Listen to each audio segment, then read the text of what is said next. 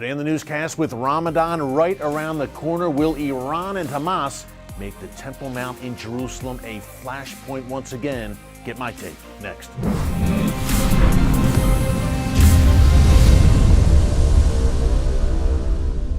Hey folks, Eric Stakelbeck here. Welcome to the Watchman newscast. Well, it is that time of year again. Ramadan is right around the corner. The Muslim holiday begins on Monday, March 11th. And folks, there are serious concerns that, yet again, Hamas and its patrons in Iran will turn Ramadan into a very volatile month in the world's most volatile and chaotic region, the Middle East. Now, a few things here to catch you up on. Number one, there have been a lot of debate in Israel's security cabinet about what to do on the Temple Mount during Ramadan. Remember, in past years, Hamas has used the Temple Mount as a rallying cry to instigate attacks against Israel, saying again and again that Israel is, quote, defiling the Temple Mount, and in particular, the Al-Aqsa Mosque, which obviously sits atop the Temple Mount. So there was a lot of debate. Remember, May 2021, a war we covered extensively here on the Watchman newscast. Hamas launched a war as Ramadan closed, and for them it was all about, again,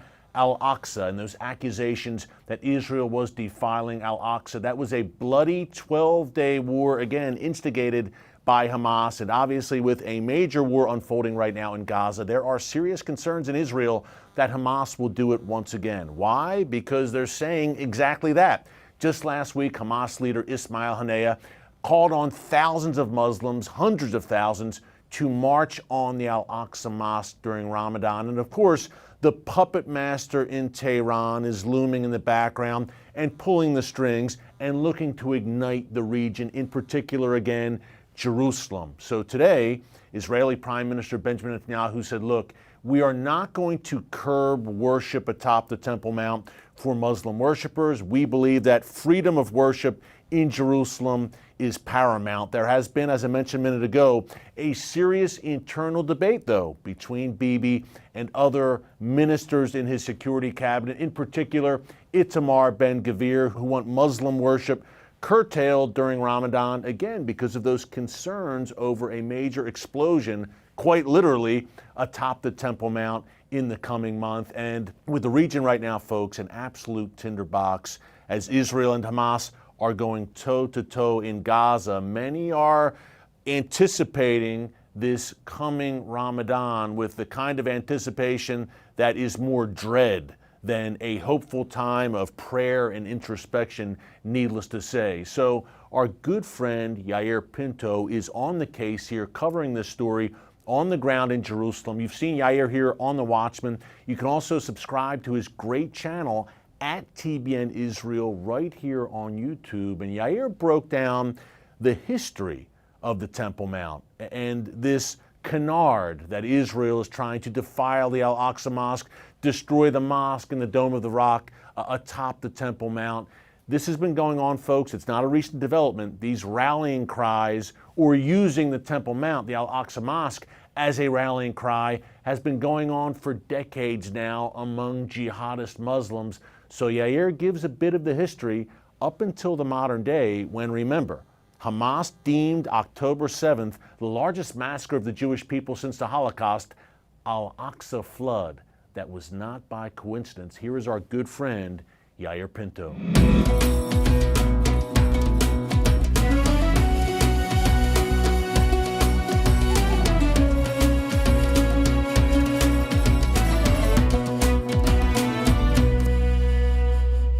So the Temple Mount compound is where the first and second Jewish biblical temples of God stood.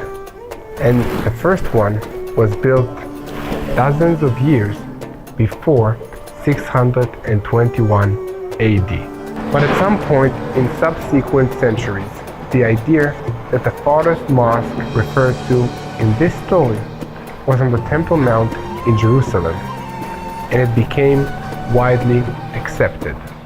Thus, the first mosque on that site was built by the Muslim conquerors of Jerusalem in the early 8th century. It was built there on the ruins of a Byzantine church deliberate demonstration of the belief that their religion supersedes the Christian and Jewish religions which had been founded in the city centuries earlier. A few decades later, the original mosque building was destroyed by an earthquake and rebuilt. The new building was destroyed by an even larger earthquake which caused massive devastation all over the region in the year 1033. It was around this time that the phrase Al-Aqsa is in danger became a rallying cry for Palestinian Arabs, giving them an issue to gather around and a point to direct their collective efforts. It continues to serve this purpose down to the present day, and over the years, this mythical cry has been embellished to include an entire false narrative about Jewish plans to demolish the building along with the nearby Dome of the Rock and build a third temple on that site in its place. But where did this phrase even come from? Who first used it and why?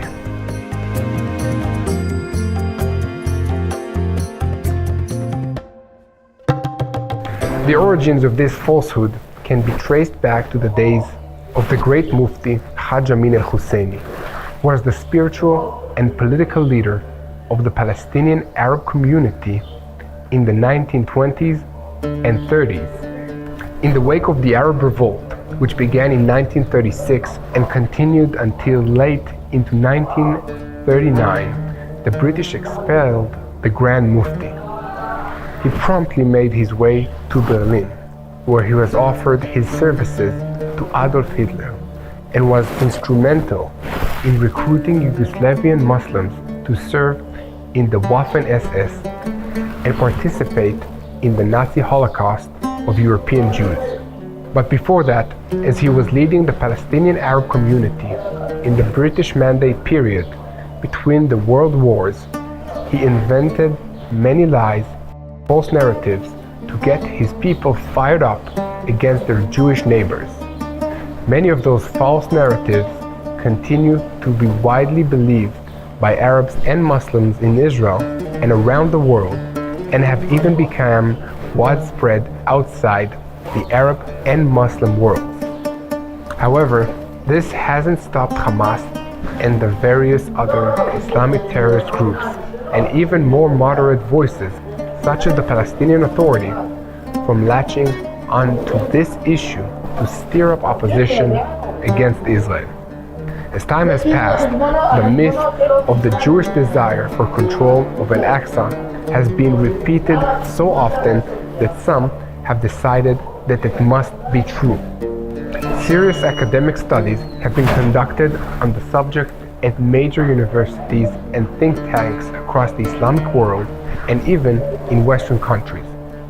Religious conferences have been organized around it, and public officials in many countries have raised the issue in public discourse. It's important to understand that the false narrative that Al-Aqsa is in danger has been weaponized to such a degree that it has grown into a global phenomenon. It has been spread through channels like Al Jazeera, used by Qatar to promote the vision of a global Muslim caliphate and the destruction of Jerusalem. This idea is also propagated in many Western countries due to the influx of Muslim immigrants from regions affected by Islamic terrorism in the Middle East. Israel continuously works to protect the mosques and their integrity, but perversely, it is often accused of complicity in actions intended to damage the Temple Mount mosques. Thanks again to our good friend Yair Pinto of TBN Israel for that great report. Folks, remember to subscribe, number one, to the TBN Israel channel for Yair's daily reports. And number two, hey, quick reminder, programming note, mark your calendars, March 25th, Stacklebeck Tonight launches on TBN every weeknight, Monday through Friday at 7:30 p.m. Eastern Time, and then again at 10:30 p.m. Eastern Time. And if you like Yair's reporting, well, you will see him on the brand new show on a regular basis. Yair will be our Israel correspondent on Stacklebeck Tonight on TBN. Again, every weeknight, Monday through Friday, launching March 25th. Make sure to mark your calendars. And a quick parting note here, folks. As we observe everything going on in Jerusalem right now, this should come to no surprise to any Bible believer. The book of Zechariah, chapter 12, lays out a day that is coming when Jerusalem will, quote, become like a burdensome stone. And although all nations come against it, anyone who touches Jerusalem, the apple of God's eye, will be cut to pieces. I believe we see the groundwork for that prophecy's fulfillment occurring right now and unfolding before our very eyes in real time. Jerusalem is not only the literal geographic center of the world, it is the center of God's prophetic plan for this world. So, hey, fasten your seatbelts. Be encouraged. God Almighty is still on the throne amid all the chaos unfolding right now.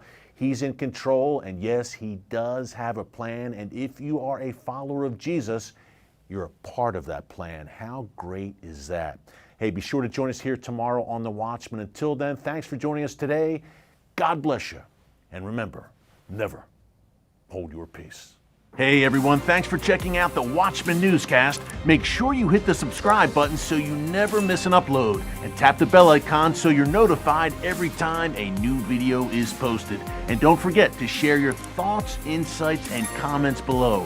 Thanks for watching. We'll see you back here tomorrow.